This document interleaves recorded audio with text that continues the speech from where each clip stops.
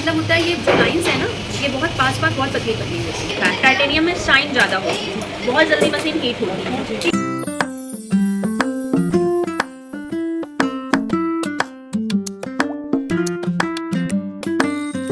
इसको pencil rod भी बोलते हैं, पेंसिल कलर। और ये स्मॉल साइज की कर्लिंग है, ठीक है, 10 नंबर की। पतली होगी उतना टाइट कर्ल्स देती है, जितनी मोटी होगी उतना लूज कर्ल्स देती है। लूज देगी तो बाउंस आएगा, ज़्यादा बाउंस करने के लिए उससे मोटी, हाँ मोटी वाले से करेंगे। और ज़्यादा लॉन्ग लास्टिंग या मैगी जैसा कर्ल्स के लिए इसको करेंगे। और जूड़ा में हम ज़्यादातर इसको करते हैं, जो आगे से बाउंस चाहिए था ना हल्का सा वेवी, तो उसमें हम इसको करते हैं, इस वाले वहाँ पर था ना। और ये है माइक्रो क्रीपर आइकॉनिक का, ठीक है। अब यहाँ पे ये टेम्परेचर बना होता है, यहाँ से ऑन ऑफ होती है और यहाँ पे टेम्परेचर होता है। टेम्परेचर आपका 120 से लेकर 230 तक होता है। अब 230 हम उसके ऊपर यूज़ करेंगे जो काफ़ी मोटा बाल है, ठीक है, और बिल्कुल वर्जन हेयर रहता है। और 120 जो है हम बिल्कुल पतला बाल, ये नहीं एकदम पतले बाल, बहुत फाइन बाल, और उसके साथ साथ केमिकल ट्रीटेड हेयर, यानी जो बिल्कुल बेजान से हो गए हैं, बेकार से हो गए हैं, उनके ऊपर हम उतना करेंगे। बाकी मीडियम में बाल है तो हम मीडियम टेम्परेचर के साथ काम कर सकते हैं, 180, हाँ 180 के साथ बहुत सही दाल, ठीक है। बाकी टेम्परेचर आप अपने अकॉर्डिंग उसको चेंज कर सकती हैं। मान लीजिए कि किसी का बाल थोड़ा पतला लग रहा है लेकिन वो हो नहीं रहा, ठीक है, मशीन पर काम करता है, तो फिर आप उस कंडीशन में टेम्परेचर को बढ़ा सकते हैं, क्योंकि आप जिस पर्पज़ से कर रही हैं वो आपका मकसद नहीं पूरा हो रहा है, तो आप टेम्परेचर को बढ़ाइए, कहने का सेंस ये, ठीक है। तो ये उसका काम करता है। और अब माइक्रो का मतलब होता है ये जो लाइन्स है ना, ये बहुत पास बहुत पतली पतली होती है, तो इसमें जो गैप्स आती हैं बहुत छोटी छोटी आती है, तो पता नहीं चलता। और वही चीज़ नॉर्मल वाले में ये मोटी होती है, बस यही होता है। बाकी इसको करने का जो तरीका इस तरीके से दबा के आपको करना होता है, वो भी बताएंगे। अब इसमें से 2 और रॉड है। अब ये 28 नंबर, वो 13 नंबर की थी और 28 नंबर। अब इनके बीच में 20 नंबर, 23 नंबर, 25 नंबर, वो सब इसके बीच में होंगे। परफेक्ट साइज़ होता है, ये बहुत मोटा हो जाता है ये साइज़।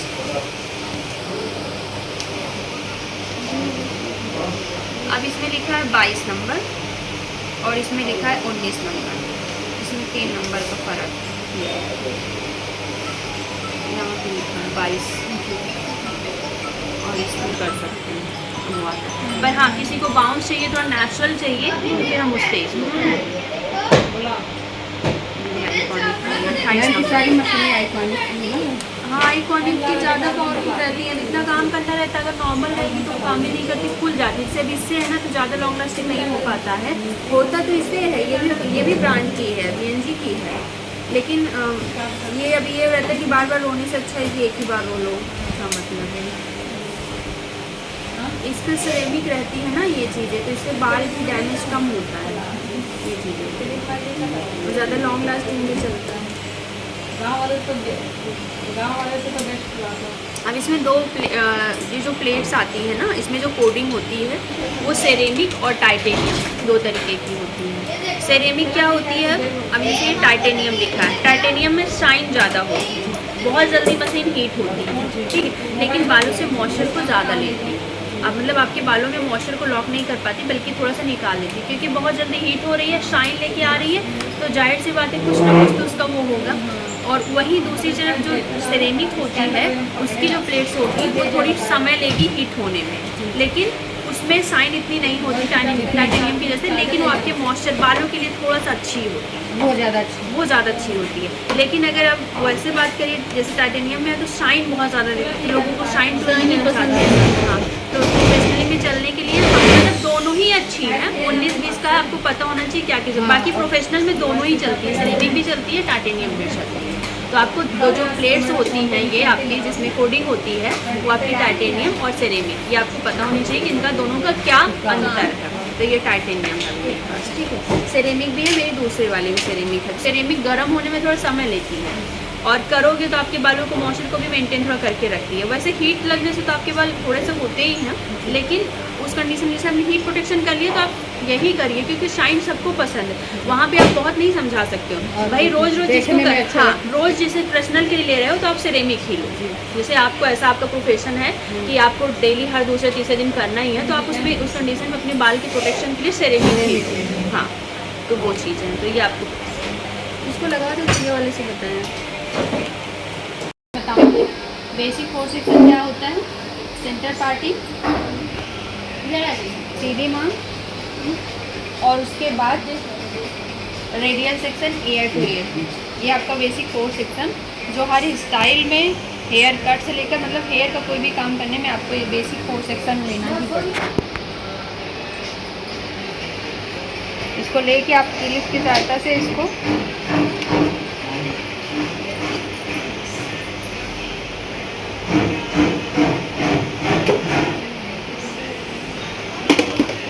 अब इसमें हम कुछ नहीं लगाएंगे कि हेयर वॉश आज का नहीं है, हेयर वॉश कल का है, थोड़ा बहुत ऑयल आ चुका है, ठीक है। वैसे भी बाल जो है देखिए थोड़ा बहुत ऑयल आके चिपक रहा है, तो ये प्रोटेक्शन का काम करेगा, ठीक है। और सीरम लगा के इसको अभी हम सिर्फ सिखाने के पर्पज़ से कर रहे हैं। तो इस तरीके से लगभग अगर हम टेम्परेरी कर रहे हैं स्ट्रेट, ठीक है,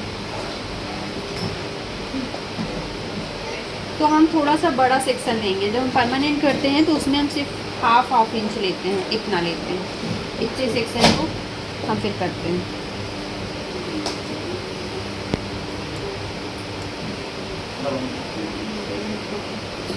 देखिए अब इसमें भी टेम्परेचर देखेंगे। अगर हमारा बाल बहुत मोटा है, थिक है, करली है, तो फुल टेम्परेचर, ठीक है। थोड़ा सा मीडियम है, मतलब स्ट्रेट है लेकिन हल्का सा रफ जैसा है, मीडियम है, तो फिर उस कंडीशन में हम अपने जो है वो टेम्परेचर 190-170 के बीच में रखेंगे, ठीक है। बिल्कुल सेंसिटाइज हेयर है, बहुत ज़्यादा केमिकल वाले हेयर्स हैं, जैसे हाईलाइटिंग, रिबॉन्डिंग, कलर बहुत ज़्यादा हुआ है, तो बहुत बेजान से बाल है, तो उसमें सबसे कम टेम्परेचर, ठीक है। रूट के पास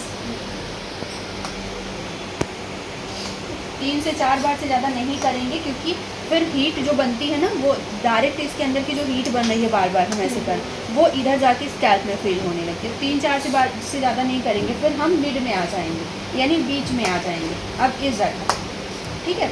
और फिर हम लास्ट में कंघे की हेल्प से बाल हम अपने हाथ में पकड़ेंगे तो हम जल जाएंगे, ठीक है। इस तरह से टेम्परेरी में बहुत ज़्यादा करने की ज़रूरत नहीं होती है, 8-10 बार बहुत है, पर परमानेंट में 8-10 बार 20 बार करना पड़े तो आप करिए, जब तक वो सीखा ना हो। जब मशीन यूज़ करते हैं तो कुछ तौलिया वगैरह यूज़ करते हैं ताकि वो जले। आप यहाँ से इस तरह से पकड़ेंगे, कंघा आपके हाथ में होना चाहिए इस तरह से, ये फिंगर की हेल्प से नीचे रहेगा और ये अंगूठे की हेल्प से जो प्लेट्स हैं वो दबनी चाहिए। अगर प्लेट नहीं दबेगी तो आपके बाल स्ट्रेट करने का कोई मतलब नहीं निकल रहा है। और अगर हमें बालों में बाउंस चाहिए, ठीक है, बाल में बाउंस चाहिए, तो हमारा ये अभी डिग्री आपको बताया नहीं है, डिग्री हमारी ये 90 ये होती है सीधी, जहाँ पे हम खड़े हैं वो 90 डिग्री होती है। ऐसे लेकर आएंगे, थोड़ा छोड़ेंगे तो हमारे बालों में बाउंस आएगा।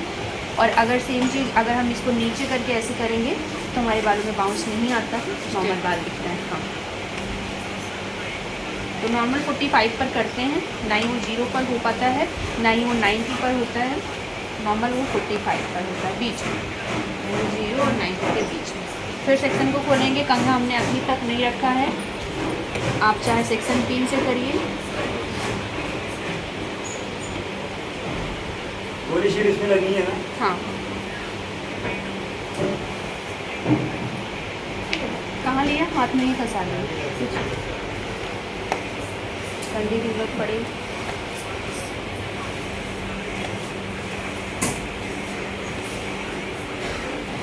इधर वाला फैन चला दो, इधर कर दो, गर्मी लग रही है, ठीक है।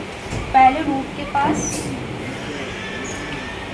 फिर मिड में, बीच में 3 से 4 बार, और फिर उसके बाद नीचे से। एक साथ नहीं करना, जैसे ऊपर से नीचे से नहीं, वो नहीं करना। अब लास्ट में पहुंचेंगे तो यहाँ पे कोई सपोर्ट नहीं होता है। बाकी जगह पे मैं बाल को पकड़े हुए थे, वहाँ पे नीचे कोई सपोर्ट नहीं है, तो हमारा ये दोनों आपस में नहीं चिपकते हैं, तो वो समय ले सकता है। तो उस कंडीशन में आपको क्या करना है, थोड़ा सा ऐसे बाल को अंदर की साइड हल्का सा लेके दबाना है और थोड़ा सा समय देना है। बाकी जगह पे मैं फास्ट खींचा, तो उस जगह पर समय देना। तो इस तरह से नीचे का भी हो जाएगा। बाल ज़्यादा नहीं हो रहा है क्योंकि बाल गंदा है, बालों में ऑयल है। अगर बाल साफ़ नहीं रहेगा तो भी आपको अच्छा रिजल्ट नहीं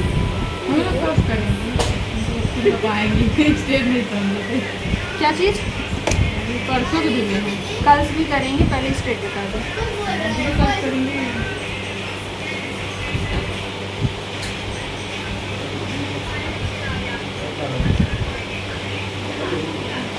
देखिए जो बेबी हेयर्स हैं वो मुड़े मुड़े से हैं। इन्हीं को बैठाने के लिए वो क्रीम यूज़ करनी पड़ेगी, वो इतना बड़ा सा दिखता है ना। हाँ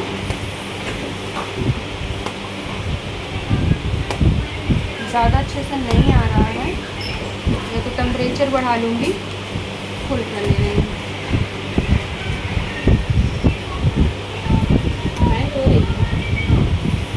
चला गया कुछ याद करके क्यों नहीं होगा।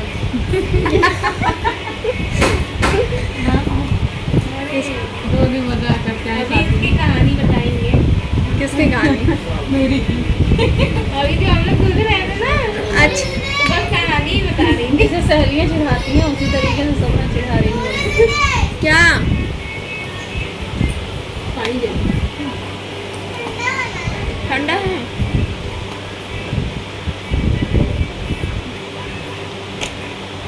ये हो गया स्ट्रेट। अब हमें इसी से, ठीक है,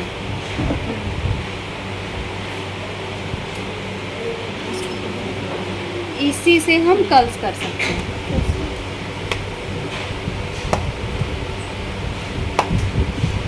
इस तरह से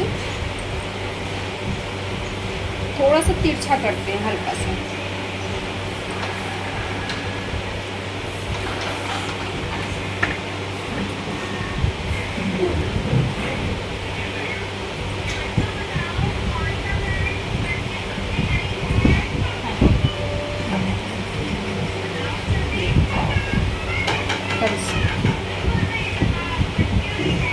स्ट्रेटनर से कर्ल्स हो गया। राइट साइड में इस तरह से करेंगे, लेफ्ट साइड में दूसरी तरह से करेंगे। डायरेक्शन चेंज होगी। हाँ देखिए क्या ऐसे अभी स्ट्रेट कर रहे थे तो ऐसे कर रहे थे, उल्टा कर दिए। हाँ इस तरह से पकड़ेंगे ऐसे। अब हाथ अपना सीधा पकड़ने के बाद, बाल आने के बाद अपना हाथ सीधा कर लेंगे। ये चीज़ याद कर लें, यही चीज़ भूल जाते हैं। और थोड़ा सा बाल नीचे पकड़े रहेंगे ताकि वो हमारे इसके साथ अच्छे से आए, तभी वो इसके साथ कर्ल्स हो पाएगा। उसमें हमारी मतलब इसमें प्लेट्स में जो है बाल छूने चाहिए, हीट आनी चाहिए। अगर हीट आएगा तभी हो पाएगा।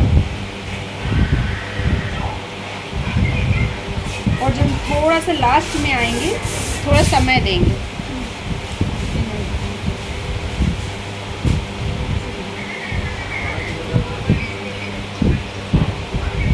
जिस शेप में है उस शेप में इसको। अब इसी को आपको ज़्यादा लॉन्ग लास्टिंग रखना है तो इसको इसकी जगह से हटा दीजिए। जिस शेप में वो आया है कर्ल्स होने के लिए, उसको थोड़ा सा इसको खोल दीजिए हल्का सा, तो ये ख़राब नहीं होता है फिर, मतलब जल्दी वो टिका रहता है। क्योंकि वो जो पास में फंसते थे ना सिल्की पर था, तो ऑटोमेटिक वो छोड़ने लगते हैं, सीधा होने लगते हैं। लेकिन अगर वो अपनी जगह से अरझ जाएंगे तो फिर नहीं होगा। हम टोटली उसको खोल के अरझा रहे हैं, मतलब एक दूसरे के आगे पीछे करते हैं।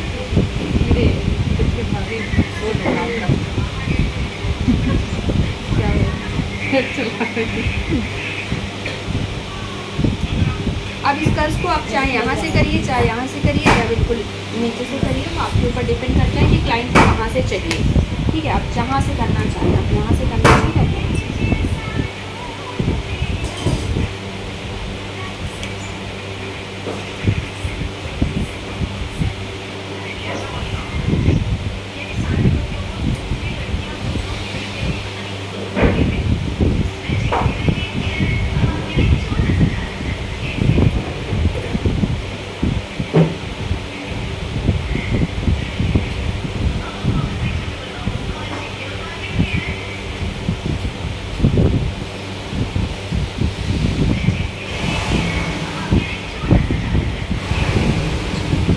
कल्स कहाँ से शुरू हो गया, ये कल्स यहाँ से शुरू हो गया, बाकी कल्स यहाँ से शुरू होते, ये वाला कल्स बिल्कुल नीचे से पकड़े थे, ठीक है। और नीचे वाले बाल को जितना समय देंगी वो उतना अच्छे से ये दबेगा, क्योंकि जब तक ये नीचे वाला एंड्स नहीं क्लियर होगा तब तक फिनिशिंग नहीं दिखती है, ठीक है। तो अब आप राइट साइड वाला तो आपको समझ में आएगा, लेफ्ट साइड वाला थोड़ा प्रॉब्लम करते थे।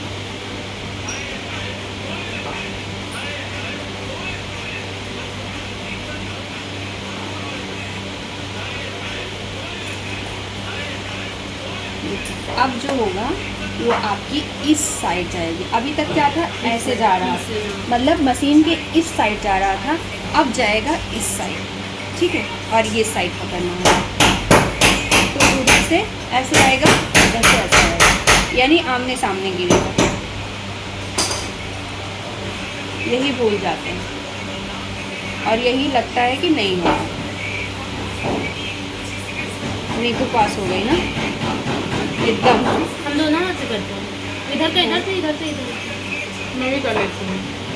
इसलिए वो बहुत आसान है। स्ट्रेटनिंग भी हम दोनों हाथ से ठीक है, करते हैं। अब ये वाला इधर गया, ये वाला इधर आया, तो आगे से जब शुरू करते हैं पीछे प्रॉब्लम नहीं होती, पीछे आप एक ही तरीके से कर सकते हैं, कोई दिक्कत नहीं, मतलब यहाँ से शुरू करके पूरा एक जैसा। लेकिन दिक्कत जब आगे देना होता है तो आप दोनों से एक ही साइड करेंगे तो कैसा आएगा, एक उल्टा जाएगा, एक सीधा जाएगा, तो वो वाला ये आप प्रैक्टिस करिए।